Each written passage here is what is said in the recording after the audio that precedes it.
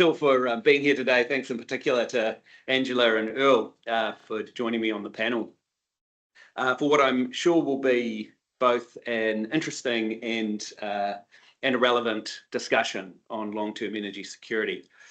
So I guess my kind of pitch or job today is to explain to you why I'm optimistic about the role that gas is going to play in helping us achieve our long-term energy security goals.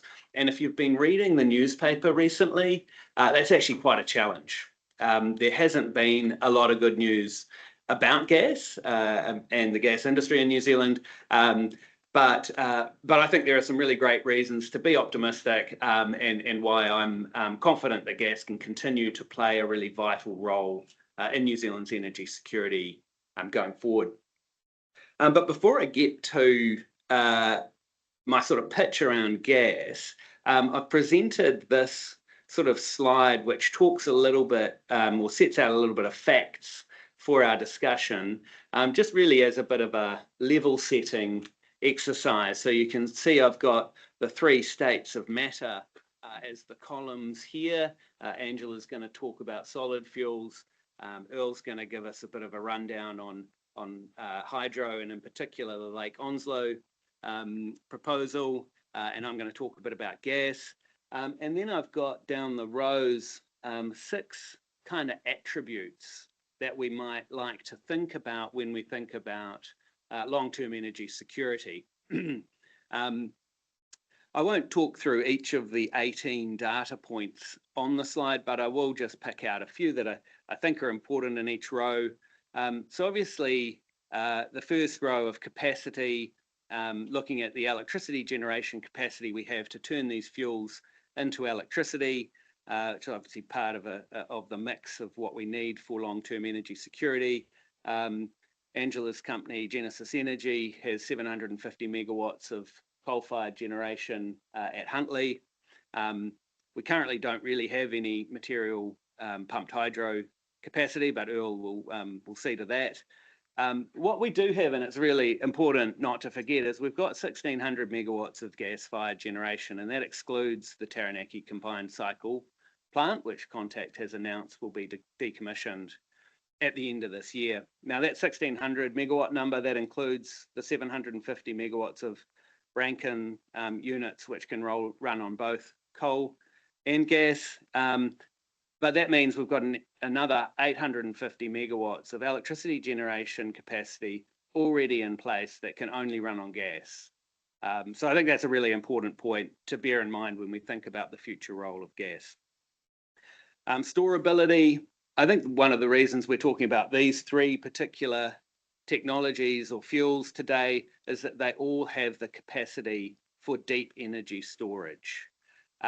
So maybe we'll get to a discussion about batteries sometime in the conversation and their role in energy security. But one thing that they don't provide that these 3 options do is that sort of deep energy storage. So the coal stockpile at Huntly, 1,300 gigawatt hours here is my calculation based on 500,000 tonnes of coal. At Huntly, 5 terawatt hours or 5,000 gigawatt hours for Onslow is the sort of often quoted number. 900 gigawatt hours for gas is based on a sort of 7 PJ Aharoa gas storage kind of depth. Now, if you ask me what I would choose for my energy storage, I think there is a certain value that we've got to ascribe to being able to look out the window of the Huntly power station and see that coal stockpile there out the back. That certainly, you can't quite do that with Aharoa. Any of you who have been fortunate enough to go to Aharoa, beautiful site, you're welcome to visit. But it's really hard to actually meter how much is down there. So again, different qualities and trade-offs which each of these fuels bring. I do want to focus a little bit on fuel availability, and in particular gas. So it's so topical, so hot right now, gas availability. And here I've put a note that domestic gas availability I've assessed as grim. So anybody who's looked through the latest MB That's a technical term. That's a technical term, industry specific lingo. But anyone that's looked through the latest MB release of a week or so ago, the numbers that the producers gave as at 1 January this year are not good. I think, John Kidd, you said you were looking for the good or the bad, but it's just ugly, right? So we've had 3 successive years of downgrades in 2P reserves, which have taken us from about 2,000 petajoules of 2P reserves now down to less than 1,000. So that is a serious material reduction in likely fuel availability, not to mention production decreases over the same time period. So that is a real risk. And the LNG I've put as a potential option, and I'll talk a bit more about that later. But just to say, there's over 50 countries in the world now that are importing gas in the form of LNG. Clearly, this is something that we do need to explore as a country. Affordability. And again, a really key consideration. It's great to have Josh here from the Major Gas Users Group. It's great for me as a regulated monopoly to be talking about affordability. This is important to the discussion. But look, I think both coal and gas have relatively high and volatile fuel costs, and we have seen that in recent years. And Onslow has a price tag of $16 billion. I'm going to be interested in Earl's observations about that $16 billion, because when that first came out, I thought, that's got to be the end of this discussion, right? But Earl's still here, and the New Zealand battery project didn't shut down overnight. So, maybe I'm missing something, but to my mind, when you think about energy security and you think about the need to ensure against weather patterns and ensure against system vulnerabilities, what I'd be looking for is actually low fixed cost, high variable cost options that might be quite expensive when you call on them, but don't have a high kind of upfront burden. If I had $16 billion, I could do a lot with it. I'll say that. I'll leave it there. Renewability, and really this was in many ways the driver behind the New Zealand battery project, was striving to get to 100% renewable electricity. Just to note that in both the solid and gaseous fuel space, there are also options. They're not easy, but there are proponents that are committed to developing these fuels. We've, in the gas space, we've now got an operational biogas to biomethane facility in Reparoa. So we've got renewable gas now flowing into the system, and I think it is a case of that's not yet providing much energy security because it's very small scale, but it does prove the concept and demonstrate that, okay, if we can scale up this industry, there are meaningful contributions that can be made. So with that sort of level setting kind of done, I can now put on my sort of gas advocacy hat and make the pitch for why I think gas is going to be important going forward for energy security. So firstly, I think a really important factor is to understand that we already have the gas resources and production that we need for energy security.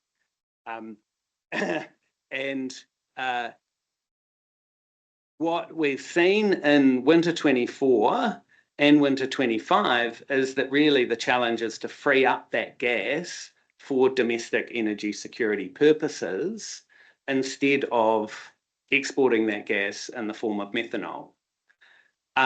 And that's not a controversial statement because that's what has happened in both of the last 2 years. So August 24, we had a deal that was done to free up gas for domestic purposes rather than exported as methanol. And we had the same sort of arrangement struck in May 25. So I think the good news here is that actually there's the option to have those arrangements persist through to the end of this decade. I know that there's several people, including people in this room, that have called for transparency, stability, early deals on these sorts of arrangements. And I would just echo that sentiment, that I think the more we can do to reassure people that actually we've got arrangements in place that'll ensure our domestic energy security, and those are commercially viable for all parties involved, I think there's a great outcome that needs to be achieved there, and I'm confident will be achieved. So secondly, if you need another reason to believe in gas, LNG imports. This is my second reason. I think that, I've been part of an industry group that's been looking into LNG imports into New Zealand, and we'll have more to say publicly on the results of that work in the coming weeks. But needless to say, New Zealand's actually got real opportunities to source gas from other jurisdictions, including in our region, and that this could be an economic option for New Zealand in terms of meeting our energy security needs. Current JKM index, or price of globally traded price of LNG, is sort of sitting at $16, $17 a gigajoule. So really the challenge is, how do you build the infrastructure that's required in New Zealand to not add too much to that global price, but get us into that global supply chain, which is now very mature and deep. So I think that's an exciting opportunity for the country. And thirdly, the reason to be optimistic is the developments that we're making, the progress that we're making on renewable gas. So I mentioned the biomethane project, and the pipeline, I think, for further biomethane projects in New Zealand, I think can only help deepen and diversify our sources of gas. And secondly, the prospects around hydrogen. And we've got Matt Carnahan from Haringa in the room, who's assured me he'll provide a full-throated defence of the hydrogen industry in New Zealand. But I think it is really exciting, both globally and in New Zealand, the work that Haringa is doing, and others.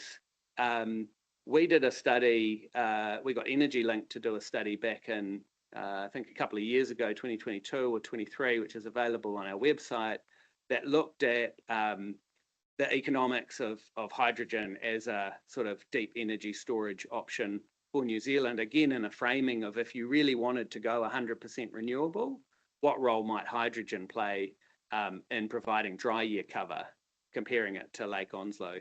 And Energy Link's conclusion was, if you can overcome the technical hurdles, and I'm not saying those are easy, but it could well be an economic source of reserve energy for New Zealand. So I'll leave it there and hand over to Angela. But hopefully I've provided some support for gas in a relatively grim news cycle. Look forward to the discussion. Thank you.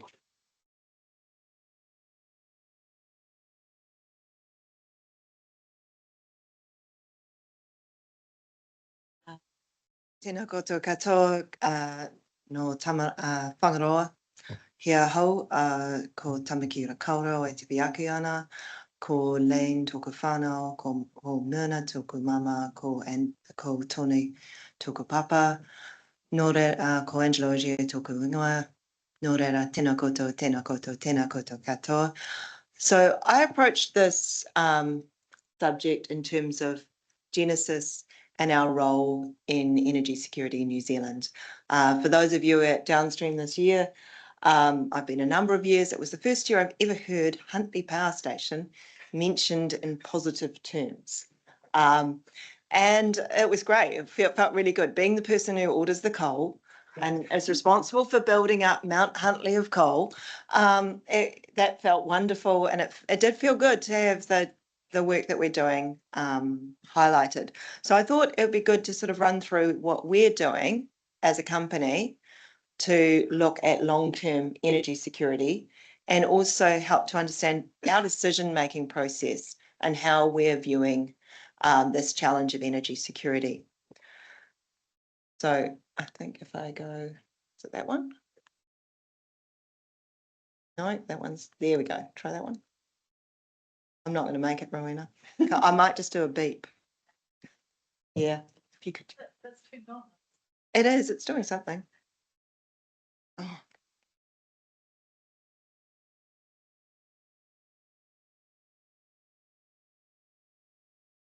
Well, I only had one slide. No. It might be the focus on content.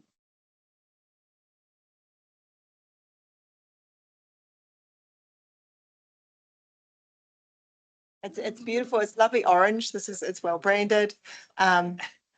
So what I wanted to take you through is probably while we're sorting out how to advance the slides, is our Gen 35 strategy. So in November 2023, we articulated this strategy. And there are three pillars to this because it's around how do we align Genesis as a company with net zero 2050 for New Zealand. And the three pillars that we have is around renewability. So that is around 95% of our electricity needs to come from renewables. It's around that 60% of our energy in New Zealand needs to come from electricity, and that needs to be 100% reliable. And those three are what drives all of our energies and business and how we are growing our business. And we believe that by aligning ourselves with the net zero ambition in New Zealand, that allows us to grow through these cycles and also have a robust business case. So you can see under our energy from electricity, that allows us to electrify our customers' lives.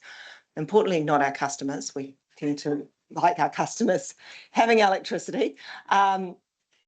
95% renewable, that's building a pipeline of wind and solar to increase our contribution to that 95% renewable target. And reliability is where it gets into my space, which is around battery energy storage, the flexibility from gas around gas storage, and the novel contracts that we've had with Methanex, and then advancing the renewability of our flexibility with biomass. And I'll talk a bit more about that later. So if we go to the next slide, I want to talk to you about what is described as the Swiss Army knife of the New Zealand energy system. And this is Huntly Power Station. It is a brilliant product of Think Big. It has beautiful 1970s wood paneling inside. And you know that this was designed by the Ministry of Works. It's a fantastic building and it is an amazing piece of kit. So we have the Rankine units, which are at the core of that, originally designed to be run on coal from the nearby Rotowaro mine.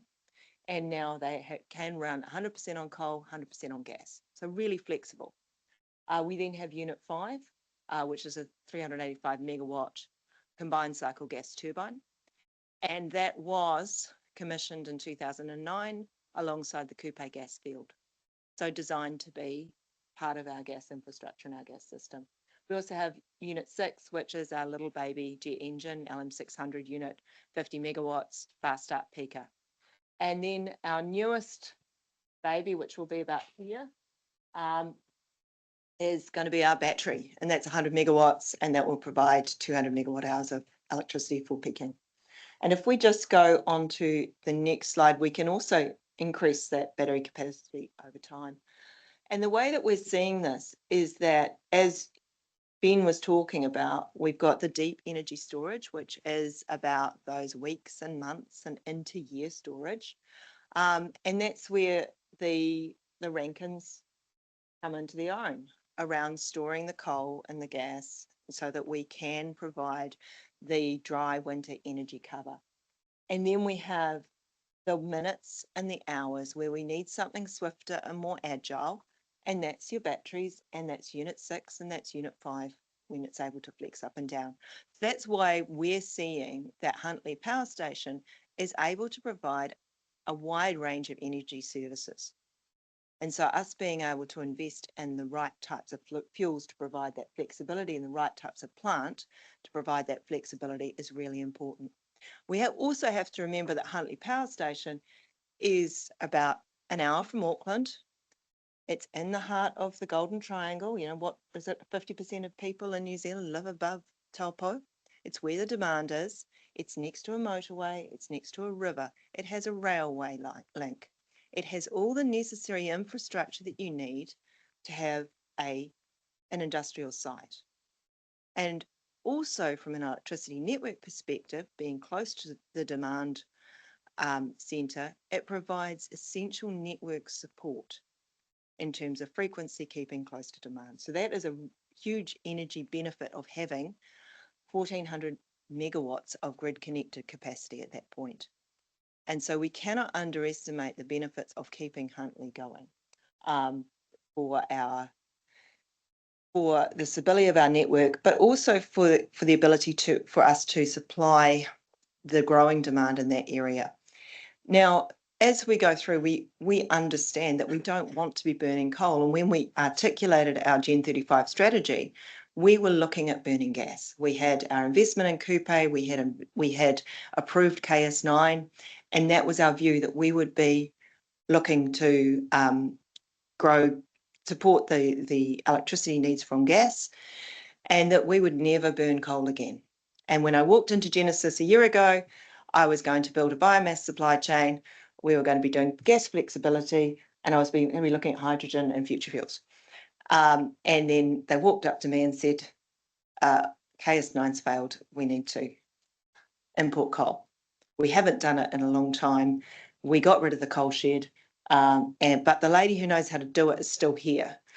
And importantly, I'm in San Marie. Neil knows San Marie. She's awesome. And she stood up everything again, got the trucks running, got the trains running, and got it all moving for us over the last year. So that's been the pivot. But we are more reliable on solid fuel now than we were a year ago. And we have to acknowledge that. What that means for us in terms of certainty is it means we can actually go more aggressively into biomass because we have less optionality than we had a year ago. We're more certain that we need coal. As we look at that intermediate, Horizon 1 and 2, we've got our gas flexibility, the batteries, the biomass. And then we think, which is my favourite space to think because no one can prove that I'm going to be wrong, is what happens in 15 years' time? What happens in 20 years' time at Huntly? Because we know Huntly's still going to be there. It's still going to have a grid connection. It's still going to have a motorway. It's still going to have a railhead. It's still going to have a river. And it's still going to have a population base that can provide skilled workers. So we know that can continue to provide a really good economic benefit to that area in the future. And that's where I get really excited about, well, if we crack biomass, we could get into carbon capture and storage. If we crack carbon capture storage or we crack carbon capture, then we could do e-fuels. If we do that, we could do all sorts of things. It's all about how do we use what we've got? We use that wonderful brownfield site that we've got for the best advantage of New Zealand and continue to create value for the people of Huntly and for the area around the Waikato. And if we talk about the future, Rowena, thank you. We did some gazing into the future. Again, I love these kind of studies because no one's going to prove that I'm wrong. But Concept and KPMG joined forces late in last year to look at what's the thermal demand for New Zealand out to 2050. And if we look at the right-hand side of that, it's the thermal demand in 2035. We're seeing in most years, on average, there's a 1.25 terawatt hour demand per year across thermal.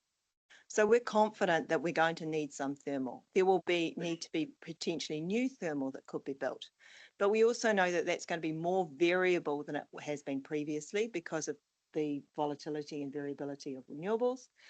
And we know that we're going to have to keep the kit open for longer. The other thing that we know is that it is cheaper to use existing kit than build new kit. We know that we can invest in the Huntly, in the Rankins at Huntly and extend their life out to 2040. We know that we have certification of Unit 5 out to, I think it's 2045. And so we know that we can create a solution that provides energy flexibility out to 2040, and that we can then look at how do we decarbonise that. So the the challenge comes is how do we make sure that we can get investment certainty? Because while on average, I know that I will make a return, some years I could make nothing. And all that time on my balance sheet, I have to hold the coal stockpile on my balance sheet, and I have to keep the units running, and I have to keep Huntly Power Station going. So how do I do that in an energy-only market? And that for us is the reason why we have been working with the other gentailers around security of supply and working through on the HOA that we announced in February to look at how do we as a nation solve this problem commercially. And so that's a really exciting stage for that. And I think I've got my last piece here. I'll probably just run through, go to the next one, is my other favourite thing, which is biomass. And this is how we shift away from Mount Huntly. Ben mentioned that there might be challenges with an Indonesian supply of coal. We're really lucky that we have good suppliers in Indonesia who see us as a valuable customer with shared values. They also understand the criticality of coal for energy security in New Zealand, and so they're willing to partner with us to have prompt coal deliveries. They're willing to make sure that they're reserving coal in their mine plan. We really want to make sure that we are leveraging those relationships. We also want to relook at our specification and the availability of coal so that we're diversifying and providing best value for New Zealand. And we want to partner with those in New Zealand and the mining companies in New Zealand so we could have Indigenous coal. But you can imagine that we haven't done those kind of investigations for a while because Huntly Power Station was always going to shut down. So now that we have an understanding of the future, we have increased confidence in the need for coal, we can actually take a step back and think about how do we diversify and create relationships that provide value. And then biomass, which is the last thing I'll talk about. Sorry, just on that slide. Yeah, last thing I talk about is that this is where we move away from coal and we start to create more value for New Zealand. Our view on biomass is that we don't want to import palm kernel from Indonesia that could be orangutan habitat. We want to create value for the New Zealand forestry industry that isn't linked to exporting logs to China. And so that's where we feel that there's a real opportunity with a torrefied wood pellet that can be stored for multiple months and years, that provides a very coal-like property and can be transported around the motu, that there is an opportunity for us to not only provide something that provides energy security at low carbon, like in a way that is like coal, but also potentially creates growth opportunities in the forestry industry and rejuvenates the jobs in towns where they may have been exposed to commodity prices, and now we can have a long-term contract that provides a secure income for project proponents. And I'm really pleased to say that the work that Dave Binney's doing and my team on this is phenomenal. We're partnering with 4 of the main technology providers in this space, all of whom have pilot facilities up and running at scale, sort of 60,000 tonnes per annum, and all of whom are partnering with local suppliers. So it is quite incredible what we're managing to achieve. The challenge will be making that cost competitive with coal, because with new technologies, there's always uncertainty. There's always going to be existing relationships that have to be worked through and existing supply chains that have to be broken up. So this is where the challenge comes. And as a user of biomass, we need to make sure that it doesn't increase the cost to consumers, because coal is the marginal generator in the market. So if we start to accept a higher price for biomass, then we start to push up electricity prices. So from an affordability lens, we really want to bridge that gap. So I think that gives you a flavour of what we're looking at with Genesis. I think I've got a really cool job, to be honest. And I'm really excited by the prospect of shaking things up, changing what we're doing, and being driven by that purpose of providing net zero 2050, but also doing that in a way that is sensitive to the environment, to consumers, and energy security. So I'll now hand over to Earl. The New Zealand electricity road, to my way of thinking at least, is coming towards a fork, because the sheer size of the Onslow scheme means that if its presence or absence will have a critical effect as we go on into the future for the next multiple decades. And so, as I see it, we haven't talked about it so much in the previous presentations. We want to have a look at the best way to get low-cost, secure electricity, and that translates to the best way to get low-cost, flexible firming, given that we're going to be expanding mightily in our wind and solar. Okay, just a quick overview of the Onslow scheme for those of you who are not already familiar with it. It's based in Central Otago, and the idea is that we will pump water backwards and forwards from the Clutha River, which is the lower reservoir, so it's an open loop system up into the Onslow Basin, and the blue and the yellow respectively represent the lower and upper extremes of the operating range of the lake. And this is large, so we've got in the order of 65 metres operating range, which is way bigger than our current hydro lakes. That's what gives you the big storage. Like any pump storage scheme, it would operate by spot price. It would generate when prices are high, doing nothing intermediate, and pumping when it's low. And that implies, of course, from renewables, because it's only when renewables are present that the price is going to be low. Just a quick look at the Clutha hydrology. So the ones up, these blocks over on the left indicate the average respectively in winter and in spring, early summer. So the idea would be that in winter you would be generating, and that would raise the discharge of the Clutha from mean discharge from 500 to 700 or thereabouts. This is an extreme case, assuming that we're pumping or generating at 200 cubic all the time. And October, December, we start off at 600, that gets lower to 400. And as we'll see in the next slide here, that 400 and 700 is more or less within the midpoint of the range. So this is the Clutha flow duration curve, for those of you who are familiar with these types of graph. For the Clutha River, just down below the Roxburgh Dam, which is somewhere around about there, is where the water will be taken from and going to. Okay, it's really about the economy and the impact of the dry years on the economy. And I think Keith Turner can be quite proud of himself, because he made a prophecy in 2022. Extreme dry years are the single biggest risk, not only to New Zealand's power system, but also to its wider economy. And then along come 2024, just to prove him right. Even more recently, 2025, John Small of the Commerce Commission is calling for a dry year strategy of some sort that we really need. And he was saying that the market approaches are insufficient in themselves. And he stated that he'd like to see a publicly arranged scheme for extra capacity. Now, that to me is Onslow, but he might have been thinking of something else. But at least it's focusing people's minds on the cost issue and the economic impact of dry years. So it isn't just enough to keep the lights on. You've got to be able to afford to turn the switch on as well. Okay, so how do we go about lowering price? Well, the simplest way we can do it, we saw what happened in the first quarter of 2025. We started off spilling from Pukaki, and then we had a massive reduction in inflows. So we got a whole range of the hydrological situation in that first quarter. And plotting it up, we see that our lowest prices, surprise, occurred concurrently with large amounts of hydro storage and large amounts of generation. So this is, in a nutshell, how the Onslow scheme would work to lower prices, simply because we would have so much extra storage and so much hydro generating capacity, beyond just a battery, of course.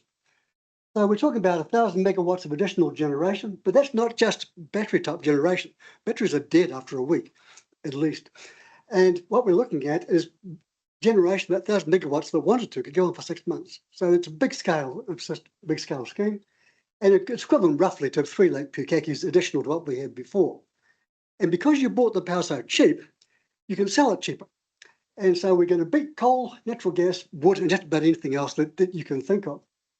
So these dots, by the way, are the 10-day means of the various of hydro generation of all of New Zealand, Lake Pukaki level as a proxy for New Zealand hydro storage, and I use the Benmore spot prices. Okay, so the Onslow contribution to the New Zealand economy, when it's generating, we can offer hedges to industry. They can buy into the affordable prices, which they can't do now. And for pumping, we can make power purchase agreements so that people can go ahead and build their renewables, wind and solar, knowing that they've got a buyer. And again, if they want to do it now, they've got to go to a gentailer to get that. Yeah, I'll go a bit of a grumble at this point, I suppose.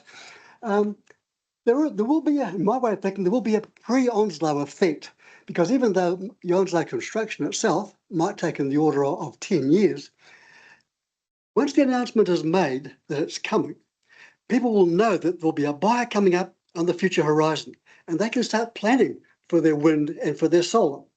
And that, to me, represents government actually supporting renewable investment by indirectly modifying the New Zealand electricity market in such a way that it's more favourable to renewable investment by outsiders than it is at present. Now, just the opposite has been suggested, in the past, which I call the Onslow renewable chilling myth. And the way this is argued is that the Onslow power will be very cheap, so cheap, in fact, that renewables won't be able to compete. But just think about the logic of that. How can you resell renewables, renewable electricity, at less than it cost you to buy it? It just doesn't make sense. So the chilling myth, in fact, is really, I don't know, maybe just mischievous or whatever. But we did a bit of a fact check as well as Tom Strick. Is Tom here, by the way? I see he was registered, or maybe he's not. That was like Onslow styming effect in renewables. You asked all around the place, and there was, at worst, there was indifference to it, and at best, there was support of it because it was providing a lower base to the renewable market so they can be sure that when the wind is blowing and the sun is shining, the price is not going to drop to zero. And that's a big plus if you're planning on solar or wind. Just a quick comment here. A note came out yesterday in the NG News. If Onslow was such a good idea, why aren't private investigators clambering over themselves to do the project? This is making the mistake of assuming that if it's not economical for private enterprise, it's irrelevant to the country. But I would say, well, if hospitals are so necessary, why aren't private enterprise going out to build those? So the idea really is that this is about New Zealand Inc. It's not about some corporation maximising its profits. So, in other words, Onslow is being built for the good of the country, just in much the same way as the big hydro dams were way back in the days before the electricity market. Okay, so Onslow and fossil fuels. This is where Onslow got into trouble right back in 2020.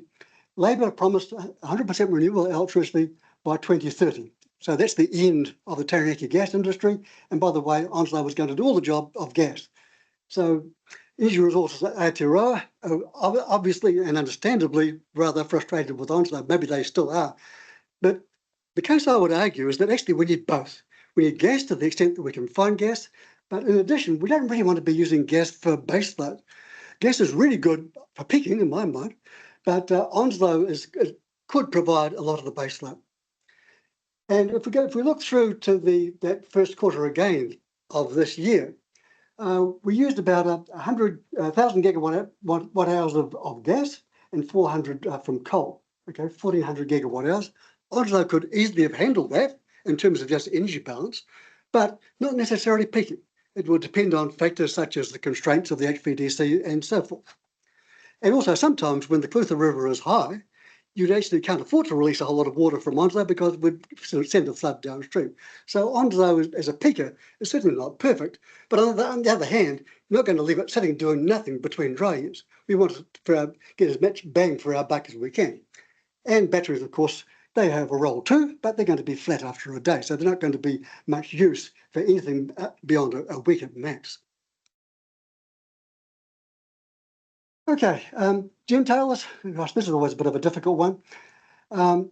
Patrick Smelly, famously in his Business Desk article in 2022, said, watch as the value drains out of the share prices of Contact, Meridian, Genesis and Mercury. That worries me a little bit because if it was true, it's almost like saying that the gentailer share price is dependent on falsely high electricity costs, and that would not be a good look. From the point of view of the gentailers, really, even though they might complain about Onslow, I think what they would really like is they would like a degree of certainty. Either build the blooming thing or get it off the books altogether. And presently we're in this kind of a limbo where we don't know whether it will go ahead or not. Recently, Megan Woods has said we're sticking by our position on gas exploration and the need for Onslow. So certainly Onslow is definitely on the cards. And just what will happen in the future, I don't know. I'm not sure how the election will work out. Okay, just a passing thought here. I really worry a little bit. I mean, are we actually chasing ever faster after rainbows in energy? We've got all sorts of things. We've talked about new gas fields. Are they there? Well, some people will say that they are. I don't know. I'm not a gas person.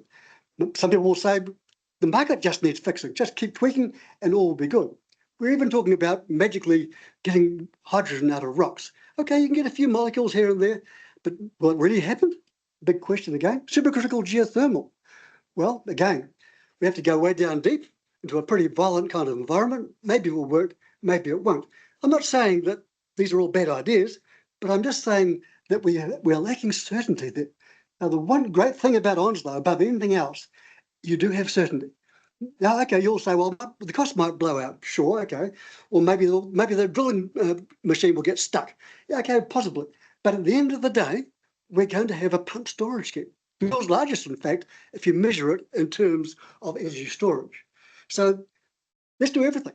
Go for the certainty and hope for the other options, even though they may or may not turn out to be energy at the end of the rainbow. Okay, some people have said, the National Party, for example, in the election, Onslow is an expensive boondoggle. We've already mentioned the $16 billion construction cost. But if you're going to look at an energy project, you don't just look at the cost, you look at the cost benefit. And to me personally, this was a really frustrating thing about the result from the election. We quantified the cost, but the election came along to prevent us from quantifying the benefits.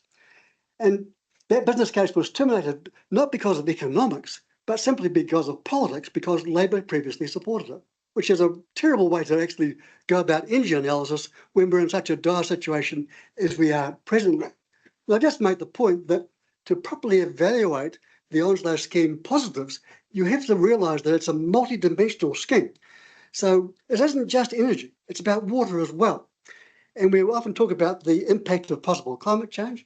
Well, Dunedin City is very vulnerable to a massive drought because it hasn't got access to the big rivers over further on the west coast, like Christchurch has, for example.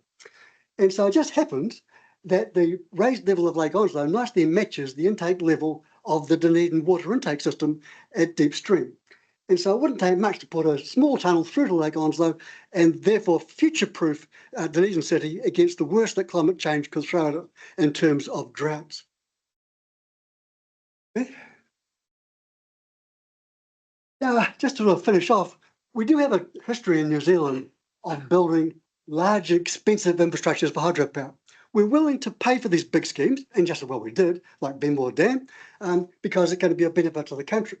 We weren't so willing to pay for schemes to give us security. So you can compare the Benmore Dam with this tiny little dam at Lake Ogier. That cost a few million at most and doesn't even generate electricity. But we're willing to build that simply because it costs so little. So what we really have to do is change our way of thinking. We need to look at building potentially energy negative infrastructure on a big scale, recognising the value of security and cheaper power in terms of the economy. I mean, how many dry winters do you want to go through and pay the economic price of that before you do something about it? Okay, so this is, we've seen this slide before, but again, just revisiting it again. As a personal view, we could build a Lake Onslow scheme, or I believe we would be giving up on major New Zealand industry manufacturing because it would just be simply too expensive. You won't be able to compete against overseas who've got cheaper power. And that's...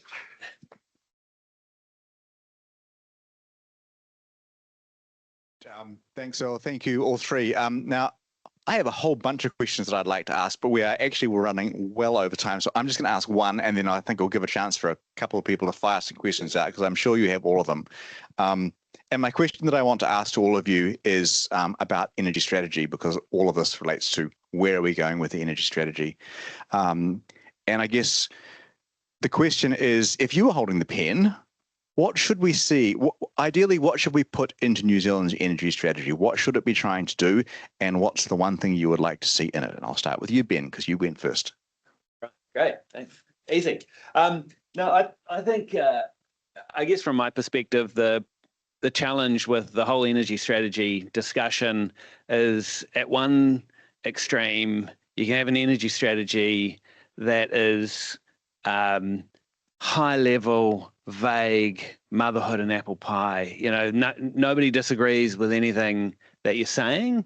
At the other end of the extreme, you can have an energy strategy that is specific and very directive, and you'll be accused of picking winners, and you probably will have to pick winners.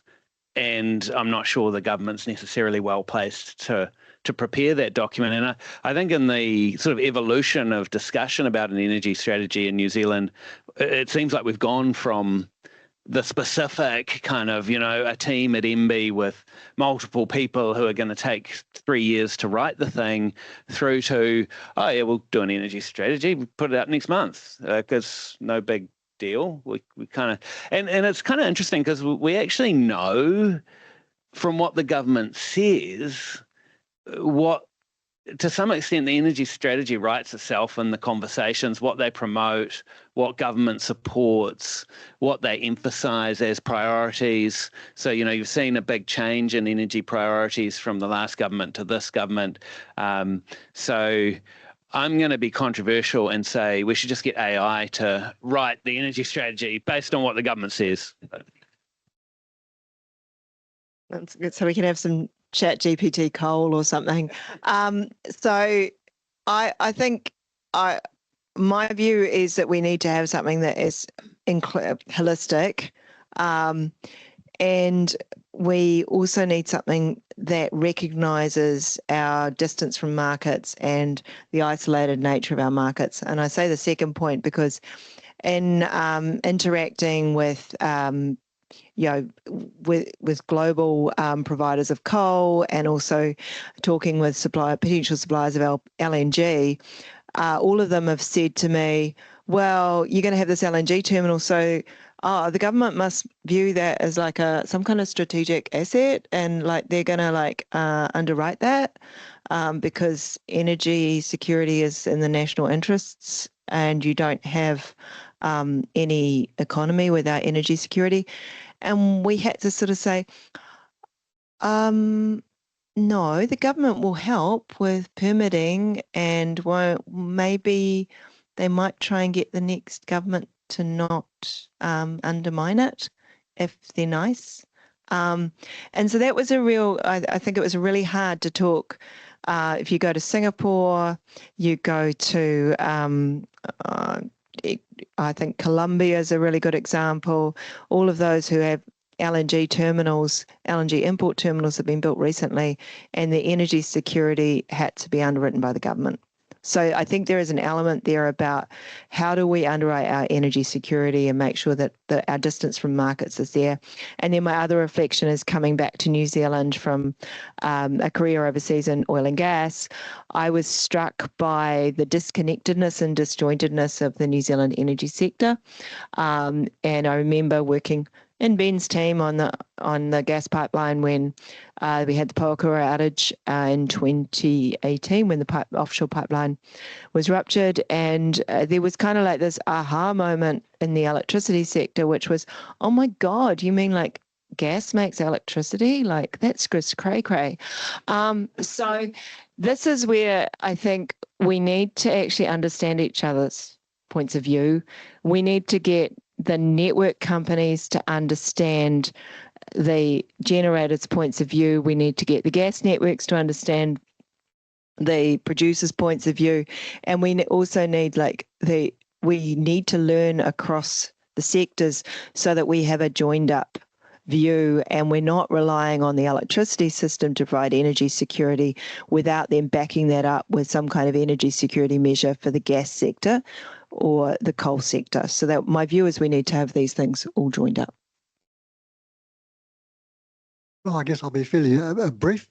To use a government expression, I think an energy strategy, or more correctly, perhaps an electricity strategy at least, should be involved with having laser focus on looking at picking winners, and those winners should be whatever it is that will give us the lowest cost electricity for the longest period of time, and as soon as we can possibly get it. Excellent. Okay, I'm not going to ask any more questions because I'm sure there are questions out here. Who has a question they would like to pose to the panel? Bridget. We've heard a bit recently about the importance of more gas disclosures and information, public information about gas. What do you think about that? Is that important? Yeah, I'm happy to go first on that. Yeah, look, I'm a fan of transparency generally because we're a regulated business, and Andy Burgess from the Comcom's here, and he'll tell you anything you want to know about our business. It's all transparent. You can go to information disclosure database, as I'm sure most of you do daily, and just review how things have been going on the networks. But I saw that call for more gas sector transparency in this situation in the context of, the sort of broader review of the electricity sector and solving some of the challenges in the electricity sector. And I thought to myself, there is, to Angela's point before, there's actually a lot of information that is out there and available, and are people making good use of what's already in the public domain, or is this a bit of a diversion away from the key issue, which is that actually the gas sector's faced huge uncertainty, underlying uncertainty. I don't think people have withheld information. They've just been surprised by what they've found. And so if you have more information, I don't think it would have solved the underlying problem. No, that's an interesting one, isn't it? Because I think there is a perception for those hydro operators that we have perfect visibility over future gas supplies, but you don't have perfect visibility over when it's going to rain. So if I'm bidding into the market and daily, and you know about my gas supply and you know about my coal supply, but I don't know whether you're going to have water in 3 months' time, that doesn't level the playing field at all, really, does it? So I think we do have very good information. Otis is a beautiful piece of work that provides us with gas information, and so I think we should be using that more to understand the system more. Excellent. I just thought I'd comment on the last point. Happy to provide a link to people to the website where the information, the 1P and 3P reserves, is currently published, has been published for the last 20 years. So the other point is, when we did our information disclosure review a few years ago, there is a lot of information available about the gas industry. Some of it you do have to pay for. And as part of our review, we went to the people who were calling for more information and said, have you ever thought about paying this person about $5,000 a year, and he'll give you all the information you're looking for? And universally, all of them came back and said no. So there is the information there. There's a question as to how much of it you make public and how much of it you allow people to sell. John Kidd sells a lovely service. There you are, John. But because if without people paying John, he won't do his other work. But the 1P and 3P reserves is published. It's been published for 20 years. I'm surprised people are still asking for it. Okay, any more questions? Okay, so I'm going to ask one. Oh. Just to add to Andy's point, the 1P and the 3P or 2P reserves, that is all the information the gas suppliers actually know about as well. There's no further information they're keeping on, hiding from the public as such. So why did that independent expert panel sort of recommend that more gas transparency? Yeah.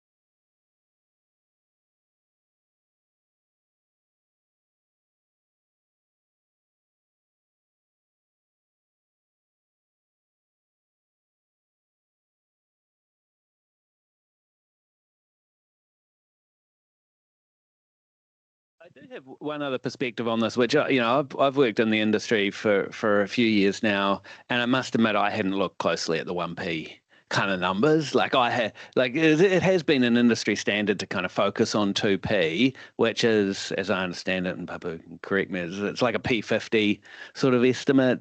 It's your best guess, but then the 1p is much more certain number, a P90 number, if you will, and so.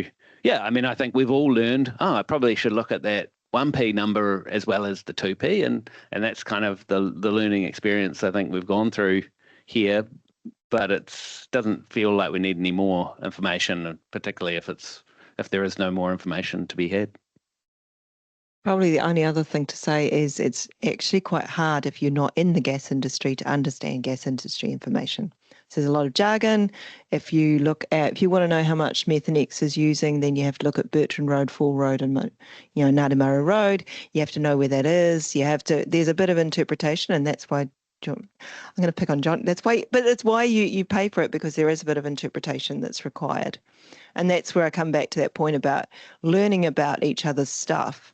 And getting that joined up perspective is actually what's going to be important here, because if you don't understand what's happening in the liquid sector and the coal sector and the gas sector, you can't pull together what should happen in the electricity sector.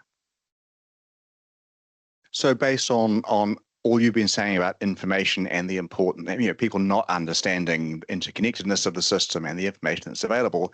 So instead of asking you for a crystal ball, if I gave you whatever the opposite of a crystal ball is and said, okay, go back 15 years, what should we have been doing differently for the last 15 or 20 years to not be where we are today?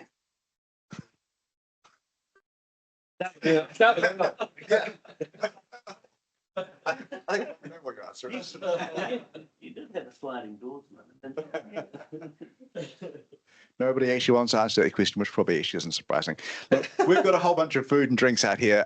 So thank you very much to the panel for really interesting presentations and great discussion. Thank you all for coming. Have a great year. See you again next year.